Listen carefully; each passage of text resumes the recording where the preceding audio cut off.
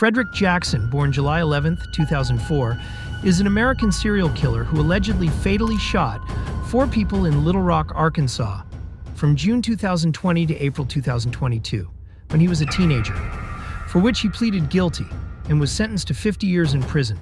He will become eligible for parole on May 15, 2057. Police records show Little Rock police were called about Jackson 7 different times between 2015 and 2018, and detail times where Jackson allegedly threatened to punch an assistant school principal at age 11 to fights at age 14 that left a student with a swollen eye, and had been cited numerous instances on charges ranging from disorderly conduct, third-degree battery, and theft by receiving. In a few cases, his parents were called, and other times he was suspended from school. Jackson's uncle, Bradley Blackshire, was fatally shot by a Little Rock police officer in 2019, and his pregnant mother was shot and killed in 2020. The name of the victim is Nicholas Jones, June 2, 2020, Dyshawn Allen, June 15, 2020, Dante Stanley, February 20, 2021, Dolan Goff, April 7, 2022, the teenage girl behind the Wisconsin school shooting, a case with few precedents. The Madison police are focusing their investigation on uncovering what motivated 15-year-old Natalie Rupnow to kill a teacher and a student at her school, as well as exploring the potential responsibility of her parents. Natalie Rupnow, a 15-year-old who preferred to be called Samantha, opened fire Monday in a common area at Abundant Life High School in the Madison, Wisconsin area, where students from several grades were enrolled.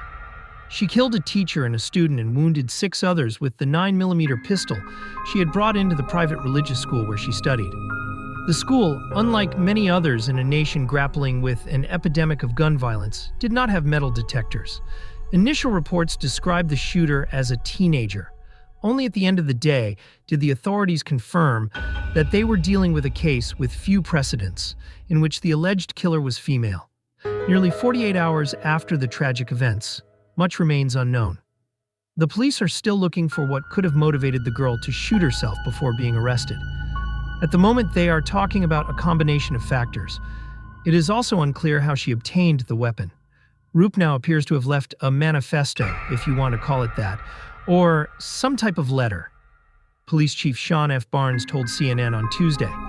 Rupnow's friend allegedly posted the letter online, but its authenticity has not been verified, nor have the contents of the letter or the identity of the person who shared it been disclosed. The names of the victims also remain unknown. Among the injured are a teacher and 5 students, 2 of whom have already been released from the hospital. 2 others are in critical condition and fighting for their lives. Barnes added that they were combing Rupnow's social media accounts and trying to determine if she was being bullied in class. He also confirmed that there is no evidence she targeted specific individuals. Everyone, students and teachers, was targeted, he said. Everyone was put in equal danger.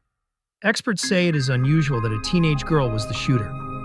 Only 9 women, compared with 249 men, have been involved in school shootings this year, according to the K-12 database, which tracks school shootings in the United States. The database is named after the educational category that includes schools serving students from kindergarten through 12th grade, a group that includes Abundant Life, the Christian school attended by Rupnow, which has 390 students. The other big question is how Rupnow was able to get hold of the gun. This raises another critical issue. Could her parents be held negligently liable for Monday's tragedy? That's a question that we'll have to answer with our district attorney's office, Barnes said, but at this time, that does not appear to be the case. What if the deadliest killer in your town was a teenage boy's never suspect? You all must have seen all my videos, whether I discuss about the case of serial killer men or about serial killer women. But today, I am going to discuss about 2 girls. Actually, both of them had killed their teachers and classmates in their school life. This case looks simple, but it is not that simple. This case is the most disturbing case of my journey. Let's not take much of your time. Let's start the video and start our discussions. Eric David Harris, April 9, 1981, April 20, 1999, and Dylan Bennett Klebold, September 11, 1981, April 20th, 1999, were American high school seniors and mass murderers who perpetrated the Columbine High School massacre at Columbine High School on April 20th, 1999, in Columbine, Colorado. Harris and Klebold killed 13 students and one teacher and wounded 23 others. After killing most of their victims in the school's library, they died by suicide. At the time, it was the deadliest high school shooting in U.S. history. The ensuing media frenzy and moral panic led to Columbine becoming a byword for school shootings and becoming one of the most infamous mass shootings ever perpetrated in the United States. Eric David Harris was born on April 9, 1981, in Wichita, Kansas. Harris's parents were both born and raised in Colorado. His mother, Catherine Ann Poole, was a homemaker. His father, Wayne Harris, was working in the United States Air Force as a transport pilot. In 1983, the family moved to Dayton, Ohio, when Harris was 2 years old. 6 years later, the family relocated to Oscoda, Michigan. Michigan pastor William Stone lived across the street from the Harris family while they were located in Oscoda.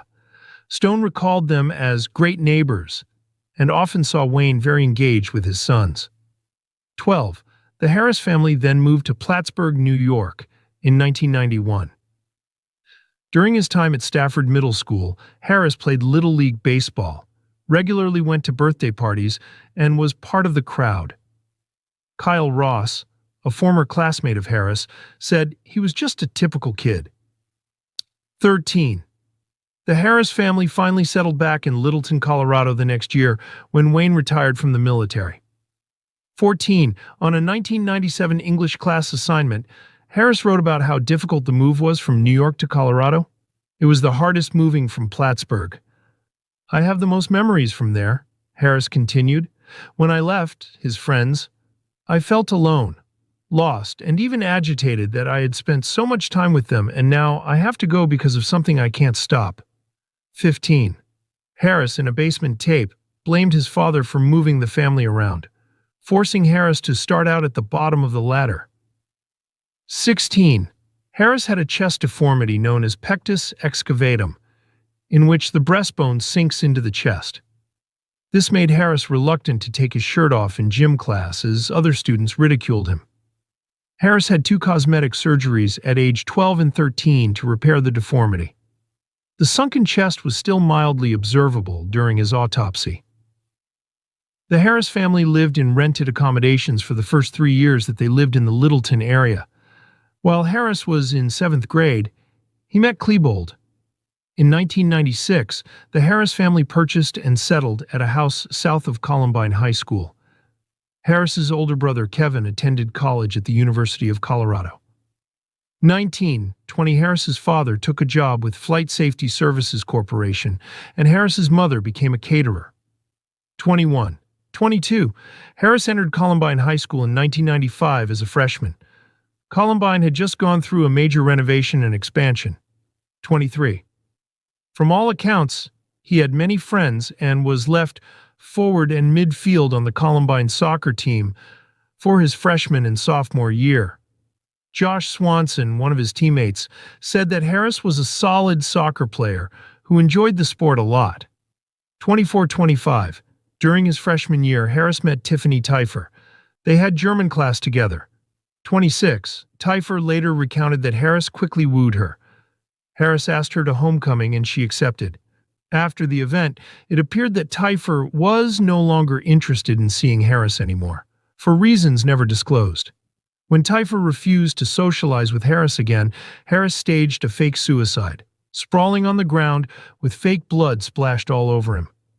When Teifer saw him on the ground, she began to scream for help, at which point Harris and his friends began laughing, prompting Teifer to storm off, shouting at Harris to get psychological help.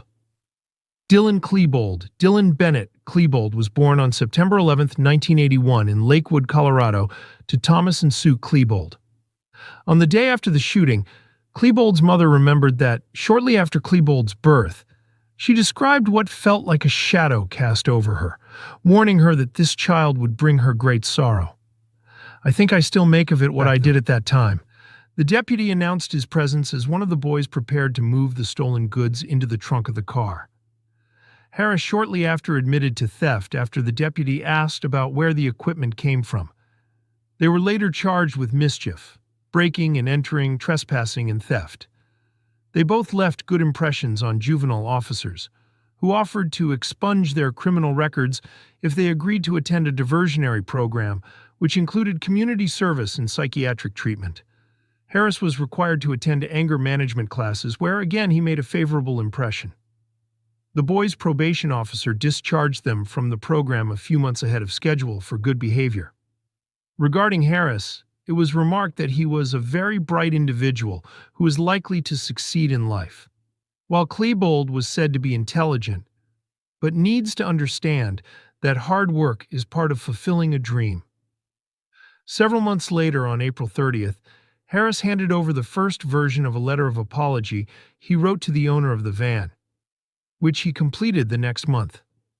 In the letter, Harris expressed regret about his actions. However, in one of his journal entries dated April 12th, he wrote, "Isn't America supposed to be the land of the free? How come, if I'm free, I can't deprive some fucking dumb shit from his possessions? If he leaves them sitting in the front seat of his fucking van in plain sight in the middle of fucking nowhere on a fry fucking day night? Natural selection. Fucker should be shot." Now let us take a look at what the president said about these two boys.